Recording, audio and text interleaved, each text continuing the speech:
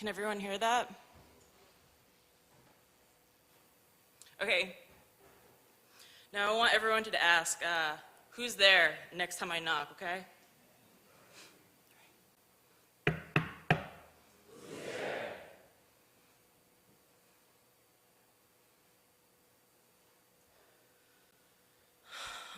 Okay, let's try this again.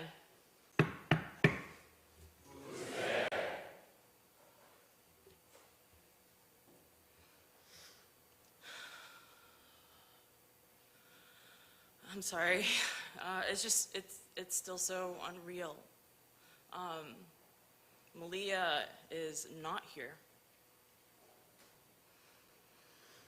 If she was here, she would have opened the door to greet whoever's knocking with her welcoming grin and sparkly eyes. If she was here, she would have finished the joke with a zingy punchline and her giggle, that giggle.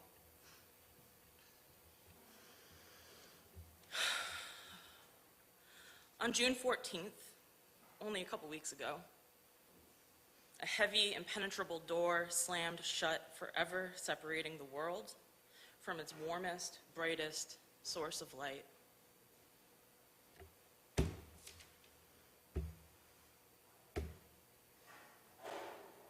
No matter how many times I knock, the door won't open again.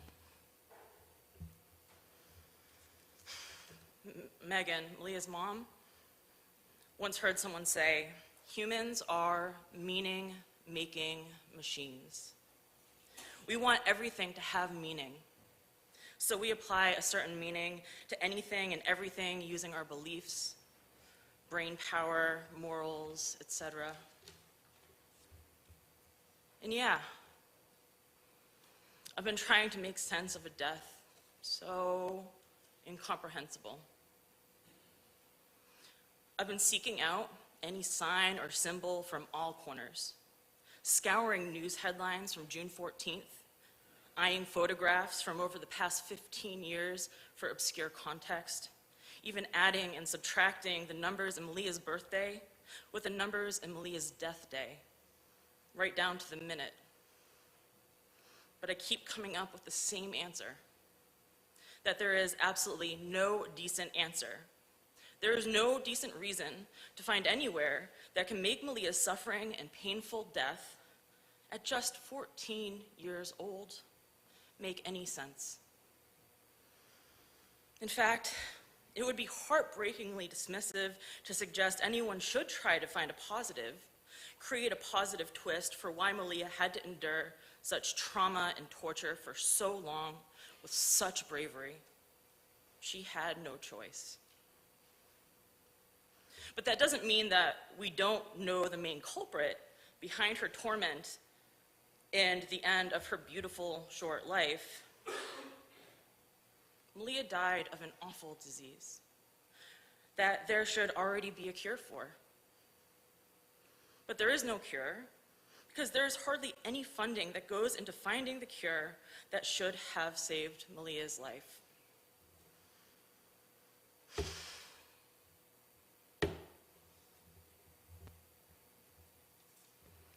Malia is not here to open the door anymore. She had always opened doors, though, kept doors wide open and glided through them with such grit and grace, no matter how heavy they were, no matter how much they always tried to close back on her once she pried each one open. She always, relentlessly, always opened doors and created possibilities for herself and for the people she loved. I mean, she did so much and so well. Can you imagine getting out on a soccer field with one kidney in the middle of brutal life-sucking cancer treatment after another life-sucking cancer treatment? Can you imagine winning a worldwide baking competition that you entered from your hospital bed while you writhed in agony from yet another ineffective cancer treatment that made your little body so radioactive that your parents weren't even allowed to comfort you for over a week, the way you all deserved, needed. I personally can't imagine it. I can't imagine the strength and tenacity it would take to accomplish a fraction of what Malia has accomplished.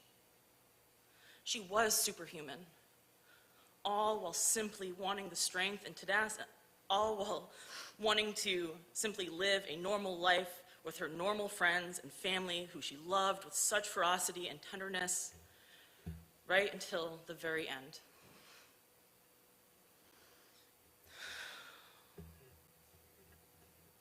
But even though there is no fair excuse for Malia's death, in true Malia fashion, she left us all a couple of invaluable gifts. And thanks to her larger-than-life legacy, one, Malia gives us the knowledge and power to harness her infallible kindness and righteousness, to take action for other kids with cancer who are still alive. Yeah, it's going to take effort, but we can write to our government about the lack of pediatric cancer funding, which is the #1 disease killer of kids in the US, yet receives less than 4% of research funding from the National Cancer Institute. We can volunteer for pediatric cancer nonprofits, host fundraisers, care. Help one family you know suffering continue to show up. Don't look to families trying to survive to guide you through the process. Educate yourselves on the topic. Pray for the kids suffering, for funding to become a priority, and for the Malia level of strength to do more yourself. Feel outraged. Reach out to your contacts. Make a plan. Keep pushing. Continue to be grateful if you have healthy kiddos and love them hard. They say the government is split right now, making it difficult to get bills pushed through that are bipartisan. But isn't it time for a pediatric cancer bill that forces the National Cancer Institute to spend more than 4% on kids dying to go through? Isn't that bipartisan? The research is waiting for funding. So many trials are just sitting there, waiting to save lives. And so many were sitting there waiting when Malia died on June 14th. That could have maybe helped her celebrate her 15th